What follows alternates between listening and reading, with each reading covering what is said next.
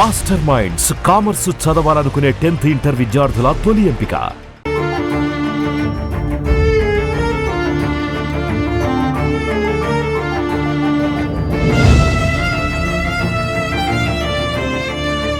Welcome to Suman TV. Narayanavanam మండలం వెంకటకృష్ణాపురంలో ఒకే కుటుంబంలో 5 మంది చనిపోయారన్న సంఘటన మనందరికీ తెలిసిందే. అయితే ఈ సంఘటనకు సంబంధించిన మోహన్ తన కుమారుడితో కలిసి చనిపోయిన వెంకటపాలెం రైల్వే స్టేషన్ వద్ద ప్రస్తుతం అయితే మనం ఉన్నాము. ప్రస్తుతం మీరు చూస్తున్నదే ఈ రైల్వే ట్రాక్ పైనే మోహన్, అతని కూతురు, కొడుకు నిన్న సాయంకాలం సరిగ్గా 6 గంటల 10 నిమిషాలకు చెన్నై టు కాచిగూడ వెళ్లే ఎగ్మోర్ ఎక్స్ప్రెస్ కింద పడి చనిపోయారు. ప్రస్తుతం ఇదే రైల్వే ట్రాక్ పైన ద్విచక్ర వాహనాన్ని ఆపి ఇదే బెంచీ పైన తన కుమారుని ఇద్దరిని కూర్చోబెట్టేసి మనం చూస్తున్న విజువల్స్ రైల్వే ట్రాక్ పైన అతను పడుకొని ఆత్మహత్య చేసుకుంటుండగా హుటాహుటిన పిల్లలిద్దరూ అతని తండ్రిని గమనించిన తర్వాత అతని తండ్రిని రక్షించబోయే క్రమంలో వారు కూడా ఎగ్మోర్ ఎక్స్ప్రెస్ కింద పడి ప్రాణాలు కోల్పోయిన పరిస్థితి నెలకొంది.